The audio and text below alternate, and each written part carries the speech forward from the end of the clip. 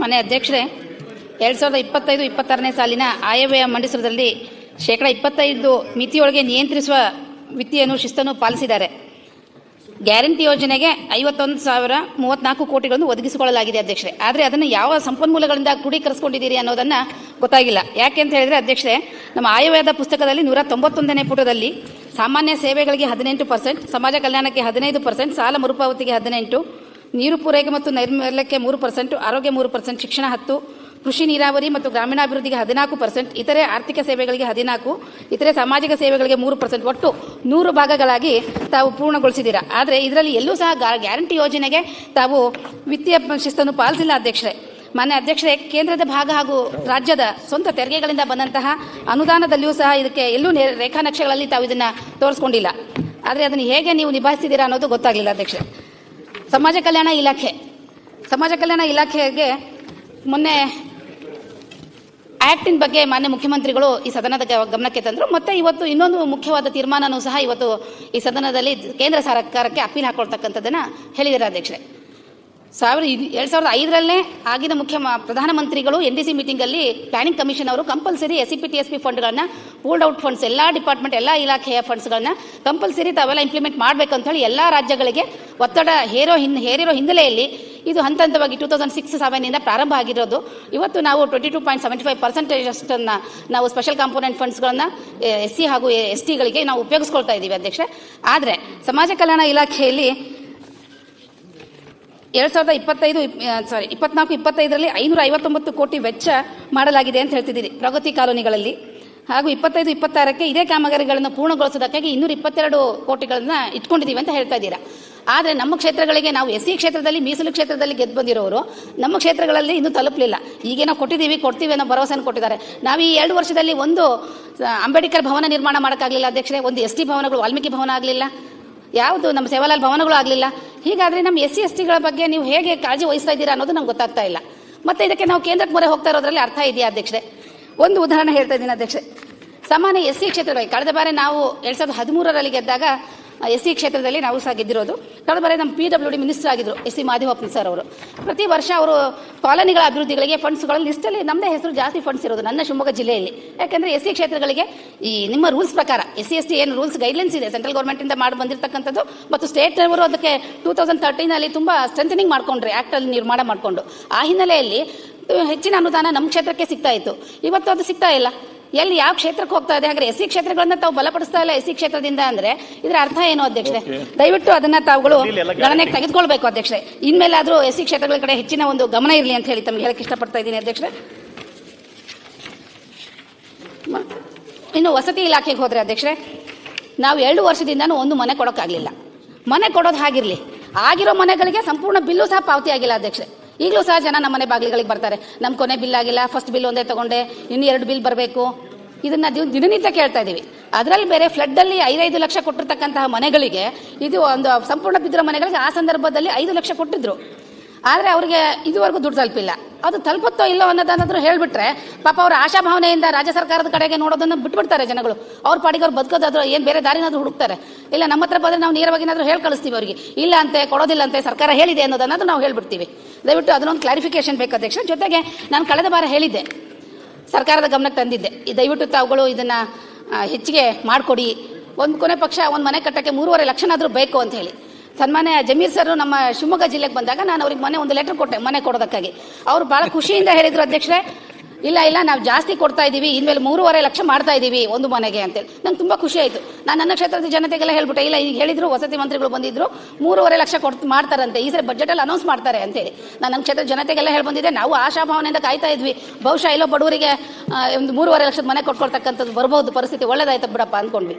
ಆದರೆ ಅದು ಸಹ ನಿರಾಸೆ ಆಯಿತು ಅಧ್ಯಕ್ಷರೇ. ದಯವಿಟ್ಟು ವಸತಿ ಇದರಲ್ಲಿ ತಾವು ಯೋಚನೆ ಮಾಡಬೇಕಾಗತ್ತೆ ಅಧ್ಯಕ್ಷರೇ. ಅದನ್ನ 3.5 ಲಕ್ಷಕ್ಕೆ ಏರಿಸಿ, ಜೊತೆಗೆ ಹೆಚ್ಚಿನ ಏನು ಬ್ಯಾಲೆನ್ಸ್ ಇದೆ ಅವ್ರಿಗೆ ಕೊಡ್ತಕ್ಕಂಥದ್ದು ಮನೆಗಳಿಗೆ ಕೊಟ್ಟು ಅದನ್ನು ಸಂಪೂರ್ಣಗೊಳಿಸಿ ಅಧ್ಯಕ್ಷರೇ. ಗ್ರಾಮೀಣಾಭಿವೃದ್ಧಿ ಮತ್ತು ಪಂಚಾಯತ್ ರಾಜ್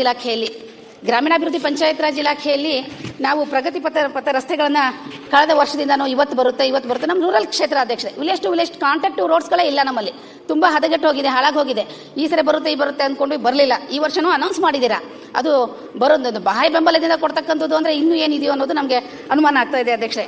ಕಳೆದ ಬಾರಿ ನಾವು ಫಸ್ಟ್ ಟೈಮ್ ಶಾಸಕರಿದ್ದಾಗ ಸಾಕಷ್ಟು ಅನುದಾನಗಳನ್ನು ಕೊಟ್ಟರು. ಹೊಸದಾಗಿ ಗ್ರಾಮ ವಿಕಾಸಗಳನ್ನು ಮಾಡಿದ್ರಿ, ನಮ್ಮ ಗ್ರಾಮ ನಮ್ಮ ರಸ್ತೆಗಳು ಅಂತ ಹೇಳಿ ರಸ್ತೆಗಳನ್ನು ಕೊಟ್ರಿ. ಮತ್ತೆ ಶೌಚಾಲಯದ ಬಗ್ಗೆ ತುಂಬ ಒಂದು ಒಳ್ಳೆ ಕಾನ್ಸೆಪ್ಟನ್ನು ಇಟ್ಕೊಂಡಿದ್ರು ಆಗಿನ ಸಚಿವರು. ಈ ರೀತಿಯ ಒಂದು ಒಳ್ಳೊಳ್ಳೆ ಕಾನ್ಸೆಪ್ಟ್ಗಳನ್ನು ಇಟ್ಕೊಂಡು ಗ್ರಾಮೀಣಾಭಿವೃದ್ಧಿ ಸಚಿವರು ದಯವಿಟ್ಟು ಗ್ರಾಮಾಂತರ ಕ್ಷೇತ್ರಗಳಲ್ಲಿ ಹೆಚ್ಚಿನ ಒಂದು ಸ್ಟ್ರೆಂಥನಿಂಗ್ ಮಾಡಬೇಕು ಗ್ರಾಮ ಪಂಚಾಯಿತಿಗಳಿಗೆ ಅಂತೀನಿ. ಈಗ ಪ್ರಗತಿ ಪಥ ರಸ್ತೆಗಳದ್ದು ಕೊಡೋದ್ರ ಜೊತೆಗೆ ಏನು ವಿಶೇಷವಾದ ಕೆಲವೊಂದು ಸ್ಕೀಮ್ಗಳನ್ನೆಲ್ಲ SC/ST ಕ್ಷೇತ್ರ ಮಾತ್ರ ಅಲ್ಲ, ಎಲ್ಲ ಕ್ಷೇತ್ರಗಳಿಗೂ ಕೊಡ್ತಕ್ಕಂಥದ್ದು ಒಂದು ಯೋಜನೆಯನ್ನು ಮಾಡಲಿ ದಯವಿಟ್ಟು. ಜೊತೆಗೆ ಈಗ ಅವರು ಇನ್ನೊಂದು ಹೇಳಿದ್ದಾರೆ, ರೈತರಿಗೆ ಬಹಳ ಅವಶ್ಯಕತೆ ಇದೆ ಅಧ್ಯಕ್ಷ. ಎಲ್ಲ ಹಳ್ಳಿಗಳಲ್ಲಿ ಕೇಳೋದು ಜಮೀನುಗಳಿಗೆ ಹೋಗ್ತಕ್ಕಂಥ ಸಂಪರ್ಕ ಕಲ್ಪಿಸ್ತಕ್ಕಂಥ ರಸ್ತೆಗಳು ಬೇಕು, ನಮಗೆ ಹೋಗೋಕ್ಕೆ ಆಗಲ್ಲ, ಸಾಧ್ಯನೇ ಇಲ್ಲ, ಆ ರೀತಿ ಆಗ್ತಾ ಇದೆ ನಮ್ಮ ರಸ್ತೆಗಳು ಅಂತ ಹೇಳಿ. ಅದಕ್ಕೆ ತಾವು ಉದ್ಯೋಗ ಖಾತ್ರಿ ಯೋಜನೆಯಲ್ಲಿ ರೈತ ಎಂತ ಹೆಸರು ಕೊಟ್ಟಿದ್ದಾರಲ್ಲ, ಉದ್ಯೋಗ ಖಾತ್ರಿ ಯೋಜನೆಯಲ್ಲಿ ತಗೊಳ್ಳೋಕೆ ಹೇಳಿದ್ದೀರಾ. ಪ್ರಗತಿ ಪಥ, ಥ್ಯಾಂಕ್ ಯು, ಪ್ರಗತಿ ಪಥಗಳನ್ನ ತೆಗೆದುಕೊಂಡು ಹೇಳಿದ್ದೀರಾ. ಬಟ್ ಅದು ಹೇಗೆ ಸರ್, ಹೇಗಾಗುತ್ತೆ? ಮ್ಯಾಂಡೇಟ್ರಿನೇ ಆಗಲ್ಲ. ಅಲ್ಲಿ ಏನು ಡೆವಲಪ್ಮೆಂಟ್ ಮಾಡೋಕ್ಕೆ ಸಾಧ್ಯ ಆಗುತ್ತೆ? ಸಂಪೂರ್ಣ ಉದ್ಯೋಗ ಖಾತ್ರಿಯೆಲ್ಲ ಮಾಡೋಕ್ಕೆ ಸಾಧ್ಯ ಆಗುತ್ತೆ ಅಧ್ಯಕ್ಷ? ಅದು ಯಾವ ಕಾರಣಕ್ಕೂ ಸಾಧ್ಯ ಆಗೋದಿಲ್ಲ ಅಧ್ಯಕ್ಷ. ಅದು ಸಂಪೂರ್ಣವಾಗಿ ಅದು ಮತ್ತೆ ಫ್ಲಾಪ್ ಆಗುತ್ತೆ ಆ ಪ್ಲಾನು. ದಯವಿಟ್ಟು ಅದಕ್ಕೆ ನಾನು ಹೇಳ್ತಿರೋದು, APMCಯಲ್ಲಿ ಸಾಕಷ್ಟು ಅನುದಾನ ಇದೆ ಅಧ್ಯಕ್ಷರೇ. APMC ದುಡ್ಡು ಜನರೇಟ್ ಆಗೋದೇ ರೈತರಿಂದ. ಆ ದುಡ್ಡನ್ನ ಬರೀ ಅದರಲ್ಲಿ APMC ಪ್ರಿಮೈಸಸ್ ಅಲ್ಲಿ ಮಾತ್ರ, ಅದ್ರ ಒಳಗಡೆ ಮಾತ್ರ ಉಪಯೋಗಿಸ್ಕೊಳ್ಳೋಕೆ ಅವಕಾಶ ಇದೆ. ಅದು ರಸ್ತೆಗಳಿಗೆ ಯಾಕೆ ಡೆವಲಪ್ ಮಾಡಬಾರ್ದು? ಮ್ಯಾಚಿಂಗ್ ಗ್ರಾಂಟ್ ಕೊಡಿ. ಪ್ರಗತಿ ಪಥ ನೀವು ಹೇಳಿದ್ದು ಹೆಸರು ಉಳಿಯುತ್ತೆ, APMC ದುಡ್ಡು, ಕನೆಕ್ಟಿವಿಟಿ ರೋಡ್ಗಳು ರೈತರಿಗೆ ಅನುಕೂಲ ಆಗುತ್ತೆ. ಇವತ್ತು ಯಾವ ಹಳ್ಳಿಗಳಿಗೆ ಹೋದ್ರೂ ಜಮೀನಿಗೆ ಹೋಗೋ ರಸ್ತೆಗಳನ್ನೇ ಕೇಳ್ತಾ ಇದ್ದಾರೆ ಅಧ್ಯಕ್ಷೆ. ದಯವಿಟ್ಟು ಅದ್ರ ಕಡೆ ಹೆಚ್ಚಿನ ಒಂದು ಗಮನ ಕೊಡಬೇಕು ಅಂತ ಹೇಳ್ತಾ, ಮಾನ್ಯ ಅಧ್ಯಕ್ಷೆ, ಲೋಕೋಪಯೋಗಿ ಇಲಾಖೆ ಅಡಿಯಲ್ಲಿ ನಮ್ಗೊಂದಿಷ್ಟು ಫಂಡ್ಸ್ ಕೊಟ್ಟಿದ್ದಾರೆ. ರೂಲಿಂಗ್ ಪಾರ್ಟಿ ಅವ್ರಿಗೆ 25 ಕೊಟ್ಟರೆ ನಮ್ಗೆ 8, 5, 10 ಕೊಟ್ಟಿದ್ದೀರಿ. ಕೊಟ್ಟೆ ಇಲ್ಲ ಅನ್ನೋ ಸಂಖ್ಯೆಯಲ್ಲಿ ಏನಿಲ್ಲ. ಆದರೆ ನಮ್ಮಲ್ಲಿ ಮಲೆನಾಡು ಪ್ರದೇಶ ಏರಿಯಾ ಇರೋದ್ರಿಂದ ಪ್ರಾಮ್ಸಿ ಫಂಡ್ಸ್ಗಳು ಬರ್ತಾ ಇಲ್ಲ. ಪ್ರಾಮ್ಸಿ ಫಂಡ್ಸ್ ಬರೋದ್ರಿಂದ ಈ ಕೆರೆ ಏರಿ ಮೇಲೆ ಇರ್ತಕ್ಕಂಥ PWD ರೋಡ್ಸ್ಗಳಿಗೆಲ್ಲ ನಾವು ಸೈನಿಗೆಲ್ಲ ಬ್ಯಾರಿಕೇಡ್ ಹಾಕೊಂಡು ಡೆವಲಪ್ಮೆಂಟ್ ಮಾಡ್ತಕ್ಕಂಥದ್ದು ಇರುತ್ತೆ. ಅದೆಲ್ಲ ಏನಾಗಿದೆ, ಎಲ್ಲಿ ಹೋಯ್ತು ಆ ಫಂಡ್ಸ್ಗಳು? ಮುಂಚೆ ಎಲ್ಲ ಸಾಕಷ್ಟು ನಾವು ನೋಡಿದ್ದೀವಪ್ಪ, ಅದೆಲ್ಲ ಯಾಕೆ ಅದನ್ನ ನಿಷ್ಕಾಳಜಿ ಮಾಡ್ತಿದ್ದೀರಾ ನಂಗೆ ಅರ್ಥ ಆಗ್ತಿಲ್ಲ. ದಯವಿಟ್ಟು ಈ ವಿಚಾರದಲ್ಲಿ ಹೆಚ್ಚಿನ ಒಂದು ಗಮನ ಕೊಡಬೇಕು ಅಧ್ಯಕ್ಷೆ. ಇವತ್ತು ತೀರ್ಮಾನ ತಗೊಂಡ್ರಿ ಅಧ್ಯಕ್ಷೆ, ಒಂದು ಕೇಂದ್ರ ಸರ್ಕಾರಕ್ಕೆ ಮನವಿ ಸಲ್ಲಿಸಬೇಕು, ಒಂದು ಇನ್ನೂ ಹೆಚ್ಚಿನ SC/ST ಫಂಡ್ಸ್ಗಳನ್ನ ರಿಲೀಸ್ ಮಾಡೋದಕ್ಕೆ. ಆಯ್ತು ಅಧ್ಯಕ್ಷೆ, ಕೇಂದ್ರ ಸರ್ಕಾರಕ್ಕೆ ತಾವು ಮನವಿ ಸಲ್ಲಿಸೋದು ಸರ್ವಾನುಮತದಿಂದ ಅದಕ್ಕೆ ತಗೊಂಡಿದ್ದೀರಿ. ಆದರೆ ಅಧ್ಯಕ್ಷೆ, ನಮ್ಮಲ್ಲಿ ನಮ್ಮ ಶಿವಮೊಗ್ಗ ಜಿಲ್ಲೆಯಲ್ಲಿ ಭದ್ರಾವತಿ ತಾಲೂಕಲ್ಲಿ VISL ಫ್ಯಾಕ್ಟರಿ ಇದೆ. ಇದನ್ನ ಸ್ಟ್ರೆಂಥನಿಂಗ್ ಮಾಡಬೇಕಾಗಿದೆ ಅಧ್ಯಕ್ಷರೇ. ಅದಕ್ಕೆ ಅನುದಾನದ ಕೊರತೆ ಇದೆ. ಯಾಕೆ ಇವತ್ತು ನಮ್ಮ ನಮ್ಮ ಬೃಹತ್ ಕೈಗಾರಿಕಾ ಮಂತ್ರಿಗಳು ಕುಮಾರಣ್ಣರು ಆಗಿರೋದ್ರಿಂದ ಅವ್ರಿಗೆ ಇದುವರೆಗೂ ಸಹ ಸಮಾನುಮತದಿಂದ ಇವತ್ತು ಯಾಕೆ ತೀರ್ಮಾನ ತಗೊಳ್ಳಿಲ್ಲ? ಜನರೇಟ್ ಆಗ್ತಿತ್ತು ಅಲ್ವಾ? ನಮ್ಮಲ್ಲಿ ನಿರುದ್ಯೋಗ ಸಮಸ್ಯೆಗಳು, ಯುವಕರಿಗೆ ಒಂದು 10-15 ಸಾವಿರ ಯುವಕರಿಗೆ ಅಲ್ಲಿ ಉದ್ಯೋಗ ಸಿಗ್ತಾ ಇತ್ತು. ಆ ಥರದ ಒಂದು ಒಳ್ಳೆ ತೀರ್ಮಾನಗಳು ಯಾಕೆ ಮಾಡಬಾರ್ದು?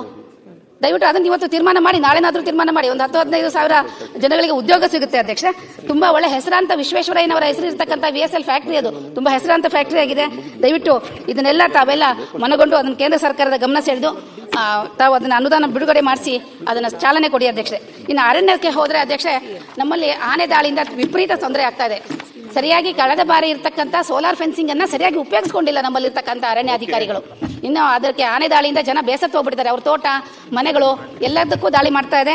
ಅದಕ್ಕೆ ಹೆಚ್ಚಿಗೆ ಮತ್ತೆ ನಮ್ಮಲ್ಲಿ ಇರ್ತಕ್ಕಂಥ ಅನುಮಾನ, ಬಹುಶಃ ಅವ್ರು ಸಾಕಿರೋ ಆನೆಗಳನ್ನು ತಂದು ನಮ್ಮಲ್ಲಿ ಮಳೆಗಾಲದಲ್ಲಿ ಬಿಡ್ತಾರೆ. ಈಗಿಲ್ಲ, ಅಲ್ಲಿ ಮಳೆಗಾಲದಲ್ಲಿ ತಂದು ಬಿಡ್ತಾರೆ, ಯಾಕಂದ್ರೆ ಅದಕ್ಕೆ ಹೇರಳವಾಗಿ ಆಹಾರ ಸಿಗುತ್ತೆ ಅನ್ನೋ ಉದ್ದೇಶದಿಂದ. ಹಾಗಾಗಿ ಇವೆಲ್ಲ ಸಮಸ್ಯೆಗಳಿದಾವೆ. ದಯವಿಟ್ಟು ಇದನ್ನೆಲ್ಲ ಮನೆಗಣಬೇಕು. ಜೊತೆಗೆ ಈಗ ಇನ್ನೊಂದು ಧನ್ಯವಾದಗಳನ್ನ ಹೇಳ್ಬೇಕಾಗುತ್ತೆ. ಕಳೆದ ಬಾರಿ ನಾನು ಸಭೆಯಲ್ಲಿ ಗಮನಕ್ಕೆ ತಂದಿದ್ದೆ, ಕ್ರೈಸಲ್ಲಿ ಪ್ರತಿ ವರ್ಷ ಮುರಾರ್ಜಿ ಶಾಲೆಗಳಿಗೆ ತುಂಬಾ ಲೇಟ್ ಆಗಿ ಎಕ್ಸಾಮ್ ಮಾಡಿಸ್ತೀರಾ, ಅದರಿಂದ ಮಕ್ಕಳಿಗೆ ಅಡ್ಮಿಷನ್ಸ್ ತೊಂದರೆ ಆಗುತ್ತೆ ಅಂತ ಹೇಳಿ ಇವತ್ತು ಫಸ್ಟ್ ಲಿಸ್ಟ್ ಅನೌನ್ಸ್ ಆಗಿದೆ. ಎಕ್ಸಾಮು ಆಗಿದೆ, ಫಸ್ಟ್ ಲಿಸ್ಟ್ ಅನೌನ್ಸ್ ಆಗಿದೆ. ಅದಕ್ಕೆ ಸರ್ಕಾರಕ್ಕೆ ಈ ವಿಚಾರದಲ್ಲಿ ನಾನು ಧನ್ಯವಾದಗಳನ್ನ ಹೇಳ್ತಾ, ತುಂಬಾ ಲೇಟ್ ಆಗಿ ನನಗೆ ಏನು ಸಿಕ್ತಿದೆಯೋ ಗೊತ್ತಿಲ್ಲ, ನಾನು ಬೆಳಗ್ಗೆಯಿಂದ ಕೇಳ್ತಾ ಇದ್ದೆ, ತುಂಬಾ ಲೇಟ್ ಆಗಿದ್ರು ನಾನು ಕೊಟ್ಟಿದ್ದೀರಿ. ಧನ್ಯವಾದಗಳು ಅಧ್ಯಕ್ಷರೇ.